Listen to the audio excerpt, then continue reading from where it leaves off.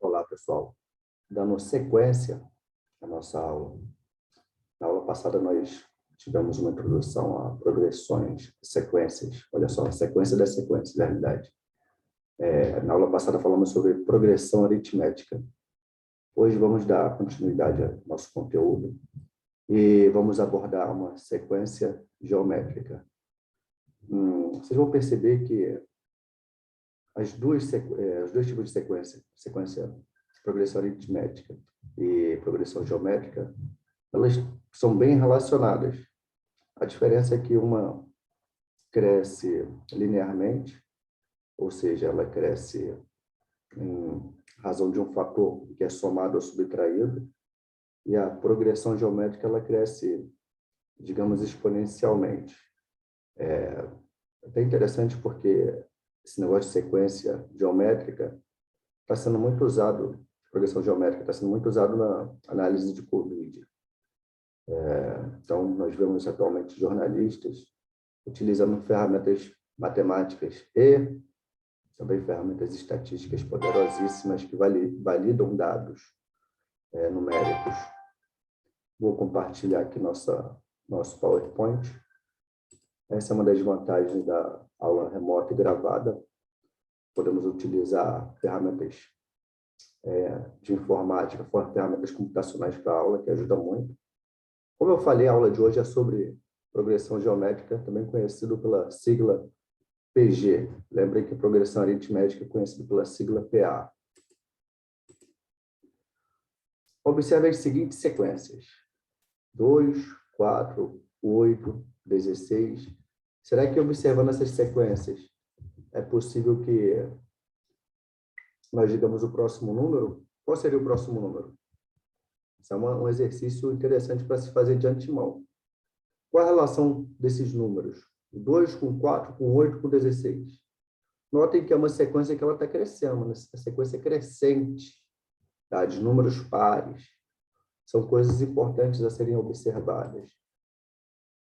Uma outra sequência, um pouco parecida, menos 2, menos 6, menos 18.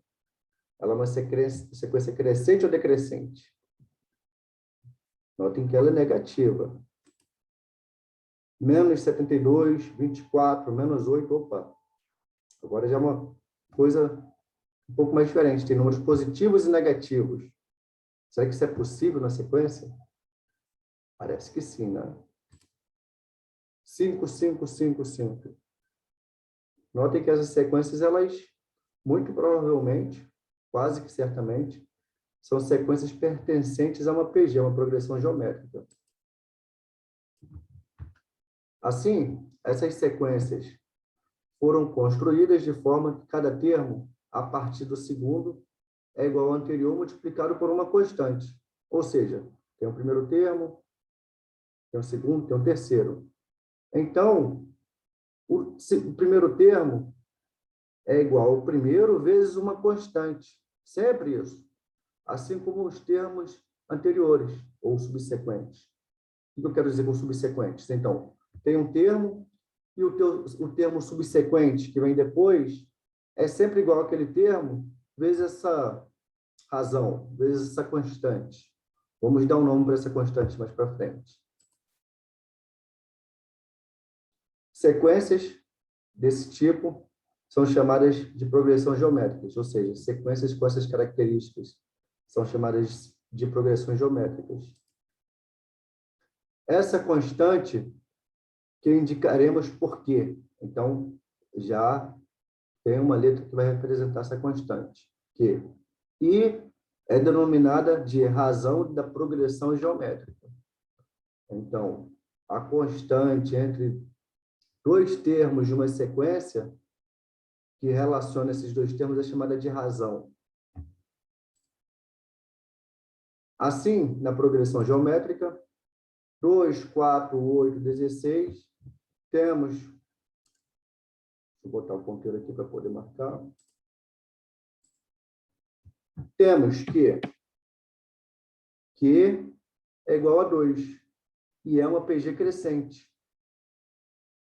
Menos 2, menos 6, menos 18, temos que Q é igual a 3, e a PG é decrescente. Ué, o número cresce. O número cresce, mas notem que, se traçarmos uma reta, que tem o 0, 1, 2, 3, e do lado esquerdo estão os números negativos. Aqui é crescente e para cá é decrescente, ou seja, assim também é decrescente. E vai ter -1, -2, -3. Notem que o módulo do número está crescendo. Mas como ele é negativo, isso significa que -3 é menor do que -2. Ao mesmo passo que, se ele não tivesse o sinal, 3 é maior do que 2. 3 é maior do que 2, mas -3 é menor do que 2. E não esqueçam disso, isso é muito importante. Tá? É como se fosse uma dívida. O que é maior? Se dever R$3 ou dever R$2? -2, -3. Então, uma dívida de R$3 é uma dívida pior do que uma dívida de 2. Assim como um saldo, se ter dinheiro de R$3, é maior que um saldo de 2. Quem tiver dificuldade com números positivos e negativos, pensem. Número negativo é dívida. Número positivo é saldo, é o dinheiro que eu tenho. Quando pensa em dinheiro, ninguém erra. -72, 24, -8, temos que o quociente é -1/3. E a PG é alternante. Por que alternante? Quando a razão ela é negativa, e ela multiplica sempre o termo anterior, quando você multiplica menos com menos, dá mais. Quando você multiplica mais com menos, dá menos. E assim vai. Então, você vai sempre alternando o sinal dessa sequência. 5, 5, 5, 5. Temos que a razão é 1. É uma PG constante. É extremamente possível. Então, você tem um termo aqui. Primeiro termo, tem uns que chamam de A0, outros chamam de A1. Tanto faz. Basta saber que esse é o primeiro termo. A0 é igual a 5. Então, o termo subsequente vai ser o A0 vezes a razão. Logo, 5 vezes 1. E vai ficar assim indefinidamente. É uma sequência, como diz aí, constante. Ela não é crescente nem decrescente, é constante. Esse é o termo geral da nossa PG, ou fórmula geral da nossa PG, onde não tem. Onde AN é o enésimo termo, A1, como eu falei, pode ser A1 ou A0, é o nosso primeiro termo.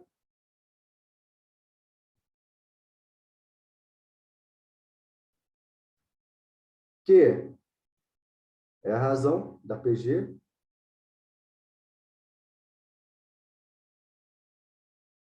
Da PG. E N é o enésimo termo também, -1. Onde N indica qual termo estamos nos referindo. Pode ser o 10º termo, 11º. Enésimo, quando falamos enésimo, é qualquer termo. Exemplos de aplicação da fórmula. 1. Determine o 10º termo da PG. Então, nós temos aí a PG 1, 3, 9. Nós temos que o primeiro termo, A1, é 1. Nós não sabemos a razão e queremos calcular o 10º termo. Então, A10. E, se queremos calcular o A10, então N é igual a 10. Sabemos muitas coisas. E qual é a fórmula? Vamos utilizar a fórmula geral. AN igual a 1 vezes Q elevado a -1.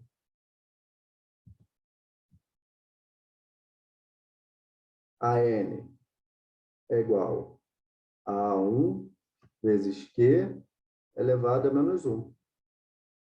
Bom, nós não sabemos o valor de Q.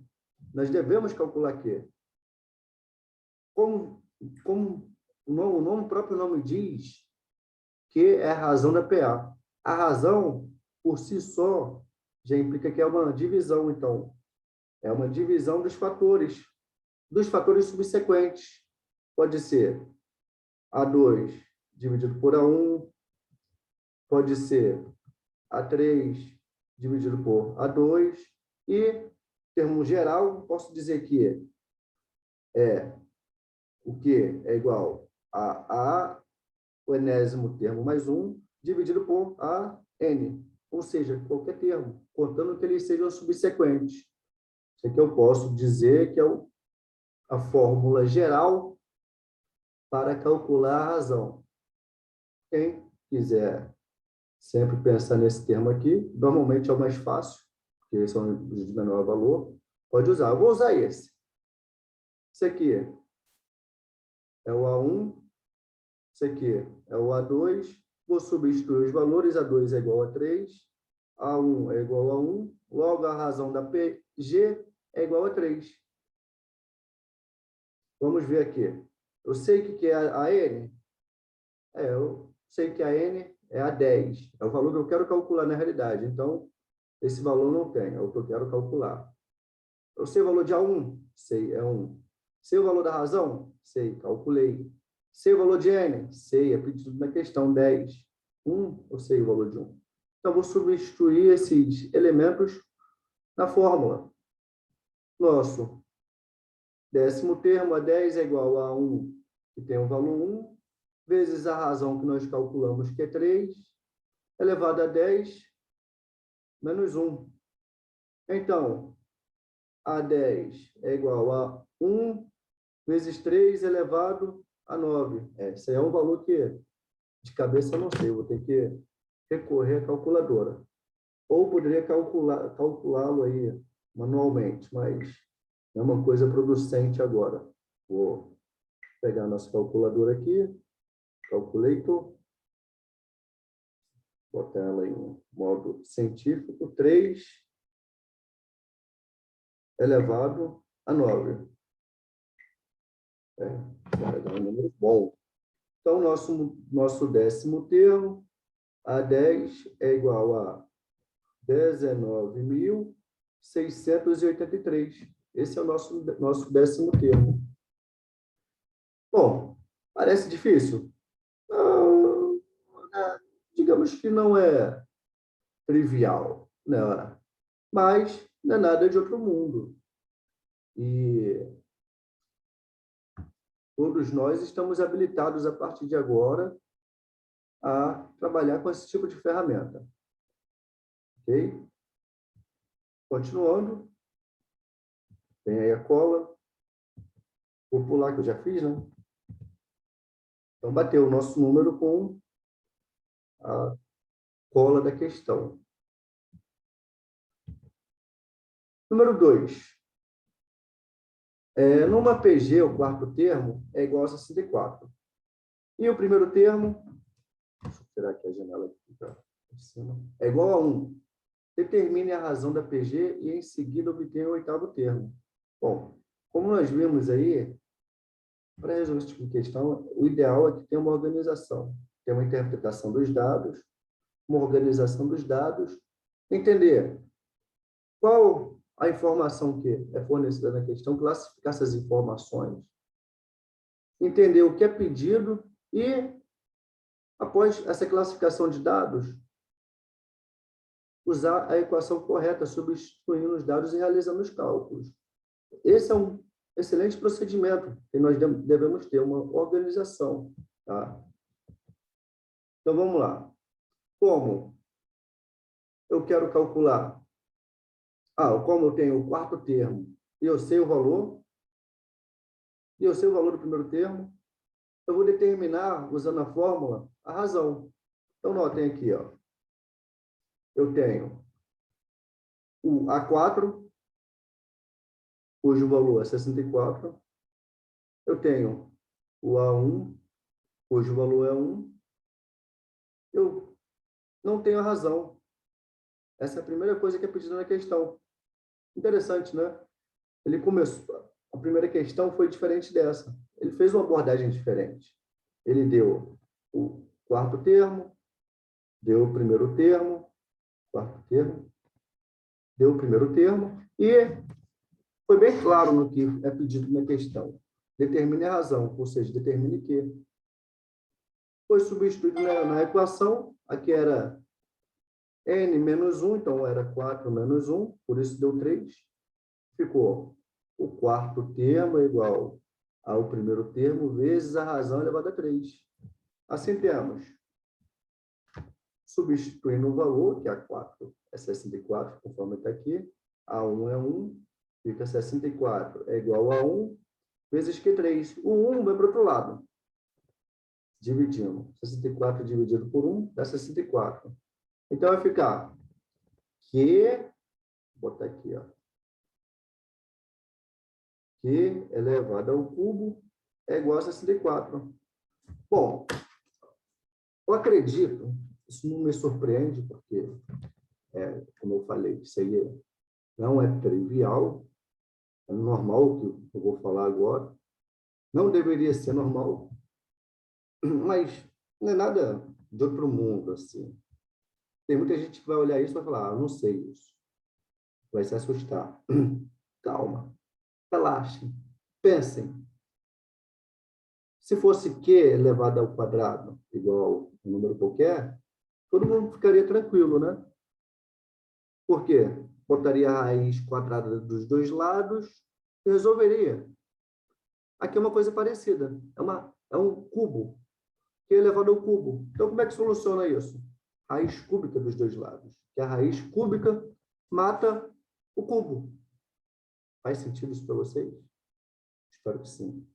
Então, vai elevar a uma raiz cúbica dos dois lados, que é o cubo, e raiz cúbica 64. Porque a raiz cúbica corta com o cubo e fica 64, a raiz cúbica é 64. Logo, Q é igual a 4. Estranho que é igual a 4. É. Por quê? 4 ao cubo é igual a 4 vezes 4 vezes 4. 4 vezes 4, 16. 16 vezes 4, 64. Show? Espero que sim. Usando novamente a fórmula do termo geral, vamos determinar o oitavo termo. Então, notem que foi calculado a razão. Nós temos o primeiro termo e agora queremos calcular o oitavo. Só substituir na fórmula. O oitavo termo é igual a 1 vezes Q elevado a menos 1.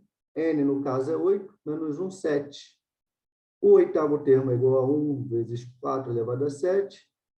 Então, logo, o oitavo termo é igual a 16.384. Uma dica importante é, quem quiser treinar, volte o vídeo e pare na primeira questão antes da solução. Resolva. Acompanhe a resolução.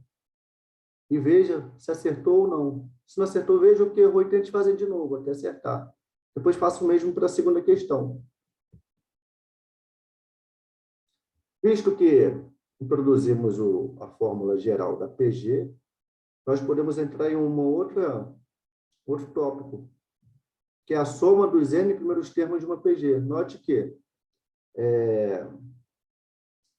assim como nós podemos descobrir os termos da PG, nós podemos somar os termos da PG também. E é isso que nós vamos fazer agora. Para calcularmos a soma, usaremos a seguinte fórmula. A soma de uma PG é o primeiro termo de uma PG, vezes Q elevado a N, que é o enésimo termo, menos 1. Isso tudo aí dividido por Q menos 1. Tranquilo, né? Todo mundo sabe quais são esses elementos aí. S, obviamente, é a soma dos termos da PG. S é a soma dos enésimos termos da PG. A1 é o primeiro termo. Q é a razão. N é o enésimo termo. 1 é 1. Q é a razão. Aqui, nós falamos que é classificado normalmente como soma de finitos termos. Por que finitos termos? Uma soma limitada, de um número de termos limitado. Também existe a soma de infinitos termos. Não é agora. Alguns exemplos. 1. Calcule a soma dos 50 primeiros termos de uma... Faltou ali, né? PG. Eu vou botar com a mão, que a gente faz na hora, faz acontecer. De uma PG. 3, 6, 12. Nós precisamos do 50º termo? Não. Nós só precisamos saber, botar a equação aqui em cima. Soma de uma PG é o primeiro termo vezes a razão menos 1. Dividido por Q menos 1. Q elevado a N. Ok? Bom, olha só o que nós precisamos. Nós precisamos do primeiro termo e da razão. Só, claro, quantos termos tem nessa sequência que eu quero calcular. É só isso que precisamos saber para calcular a soma. O termo, não importa, ele está embutido nessa equação. Qual o valor do termo lá? Ok? Substituindo na fórmula, temos S50, que é os 50 primeiros termos, a soma dos 50 primeiros termos. O N é 50. A1 é 3. Ó, apareceu um 2 aqui. O que é o 2? É a razão. Vamos conferir se é essa a razão mesmo. Que é igual a 2 dividido por A1. A2 é 6. A1 é 3. 6 dividido por 3, 2. Certinho. Então, não tem dúvida. Ninguém vai poder falar assim, apareceu um 2 do nada. Não. Está calculado, comprovado aí que a razão é 2. Aqui, ó, razão 2. 2 elevado a 50 menos 1. Logo, a soma dos 50 primeiros termos é 3 vezes 2 elevado a 50 menos 1, porque 2 menos 1 é 1. Opa, que feio. Eu pulei ali sem fazer a conta. Vou fazer a conta.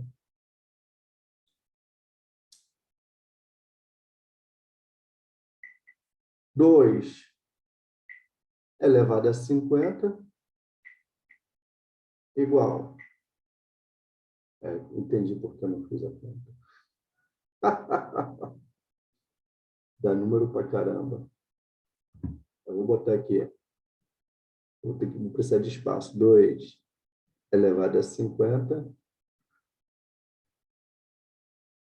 é igual a 1.725.899.906.842.624. Interessante. Que número é esse?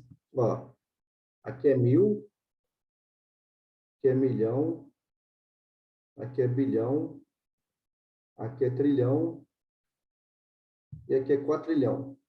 Quatrilhão, trilhão, bilhão, milhão e aqui é milhar. 1000.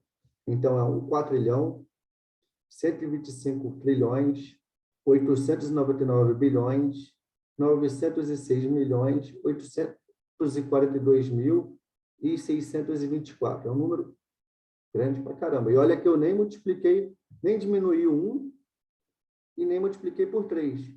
Mas diminuir é mole, porque seria esse número todo aqui menos 1, daria esse número todo, 624, 623. Aí multiplicar por 3, teria que multiplicar tudo por 3, né? Não tem jeito. Aí daria 3 quatrilhões, 375 trilhões, e por aí vai. Vai dar um número cabuloso. Uma conta interessante. Façam também. 2. Quantos termos da PG 2, 4, 2, 6, 18 devem ser considerados para que a soma resulte em 18.682? Então, ele pede uma coisa diferente. Então, a fórmula é, lembrando qual é a fórmula, a soma dos enésimos termos é igual ao primeiro termo, a 1 vezes Q elevado a n menos 1, dividido por Q menos 1. Notem o seguinte, ele quer saber, ele dá o valor da soma. Ele diz que Sn é igual a 19.682. Ele quer saber quantos termos eu preciso para que dê essa soma. Então, ele quer saber o valor de n. Ele quer saber o n. E a razão é possível calcular. A razão vai ser 6 dividido por 2. Notem que eu não falei quais são os termos. Já botei os termos aí. Então, a razão é igual a 3. Temos o valor da soma, temos a razão, queremos calcular n. Substituindo, 19.682 é igual a 2, que é o primeiro termo, 3, que é a razão, elevado a n menos 1, sobre 3 menos 1. Notem que 3 menos 1 dá 2, então 2 vai para o outro lado multiplicando. Sumiu 2 ali, deixa eu ver se tá. Tá, tem um negócio errado aqui. Tem um negócio errado? 19.000. Tem um negócio muito errado aí. Então, vou voltar, vou fazer na mão. Não está confiável. Vai ficar. Ah, não está certo. Perdão. Porque tem um. Aqui vai ser igual a 2. E tem um 2 em cima, então ele corta. Então, fica esse cara aqui, 3 elevado a n menos 1, igual a 19.682. Certíssimo. Aí, esse 1 vai para o outro lado, vai somando. Então, fica 3 elevado a n igual a 19.683. Aí, foi feita uma fatoração, foi colocado na mesma base, base 3. Se 3n é igual a 3,9, logo n é igual a 9. Logo, n é igual a 9. Fazendo um resumão da nossa PA. A PA, o termo geral, é a n é igual a 1 mais n menos 1 vezes r. PA é a nossa progressão aritmética. A soma de uma PA é a 1 mais a n vezes n sobre 2. Lembrando que n é a razão da nossa PA. E a PG, a soma de uma PG é A1 vezes Q elevado a menos 1 sobre Q menos 1. Depois eu vou fazer uma aula só sobre soma infinita e finita. Okay? Hoje não. Calma. E o termo geral de uma PG é a n, que é igual a 1 vezes Q elevado a menos 1. Bom, com isso, posso finalizar nossa aula hoje. Muito obrigado.